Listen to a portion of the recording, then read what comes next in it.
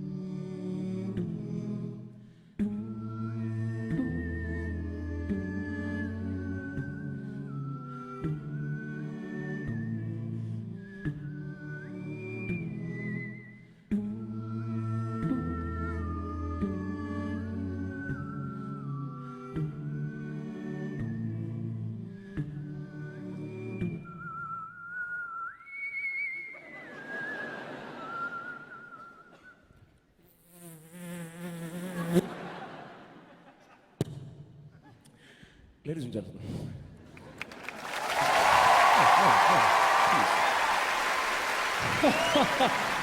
You're too kind, ladies and gentlemen. There is an issue which I wish to address with you all today. It concerns the canon. By the canon, of course, I don't mean... although that wouldn't be out of place at the Proms, but, of course, the canon I'm referring to is the musical canon, that of the entire body of music which we take to be the heredity of our nation. So, with your permission, ladies and gentlemen, I shall now do a certain thing which I've wrote, and it goes a little something like this. Check my lyrics. You see, ladies and gentlemen, all baroque and classical and even the romantic composers oft were prone to dip their quill and then to frantically scribble every detail of their musical ideas on the manuscript before them, spurred in part by fears of being executed by their patron, usually a person with an empire and an army and some horrible perversion, needing music solely for their party or their sermon. Thus composers rarely chose to make experimental versions, which is shocking, really, You know, it all really comes down to the simple fact that their benefactor always backed the dictum of the church, which said that certain chords were evil and all tunes should be inert, and pomp and ceremony went with any brief they were proffered, and many pen paeans to piety and odes to the absurd. But as you see, advances in technology have made it so that any sound conceivable may be facilitated almost instantly, where in the past composers would have waited just for a lifetime to see a new instrument created. Yes, but you see, my lords and ladies and those from the wider gene pool, I must stop this wretched song as it is whack and that means feeble in a language you will never speak because you're all posh people. And if you ask me, I'll tell you that Pachelbel is evil, cause this song is so monotonous and boring and urbane, and it goes on and round and round and round and round again, so maddeningly cyclical and sickeningly plain, spiraling into infinity, a black hole in my brain. I do apologise if you were actually enjoying that, ladies and gentlemen. But I wasn't. It was doing my nut. All right, tell you what, here's a little something for you. How about a little bit of this, right?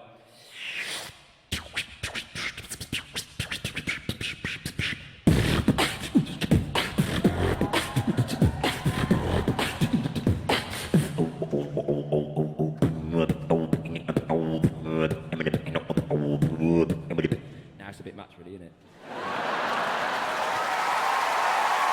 It's the Proms!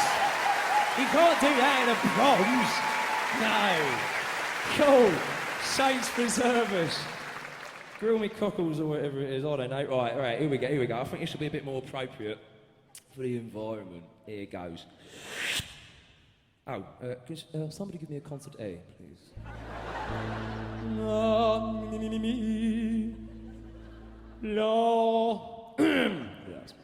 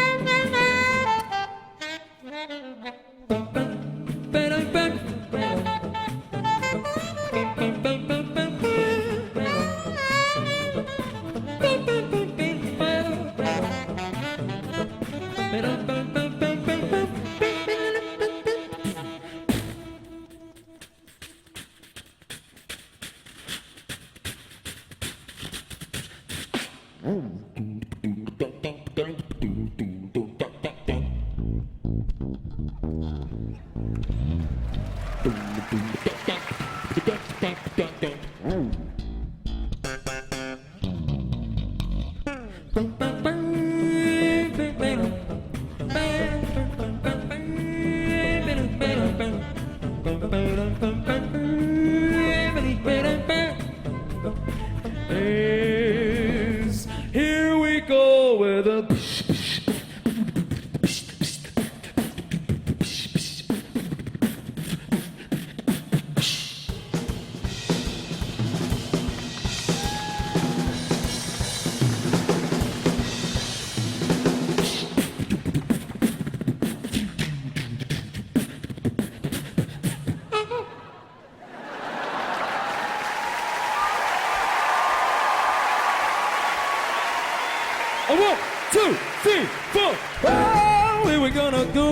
the little thing I wrote, and you know that I wrote it in the future, yes.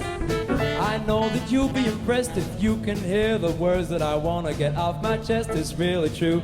Can you hear what I'm saying to you? It's like all I want to do right now is tell you all that I don't know how. All I'm doing this from my mind. Yes, if you look closer you will find I didn't write any of this. It's coming off the top of my head, this, and that's why the next line won't rhyme at all. Cause oh, 1, 2, 3, 4. Hey, yeah. I wanna tell you that it's been nice playing for you, but I gotta go and I adore you, and now it's time for me to say goodbye. And it's the stop, stop, stop, stop.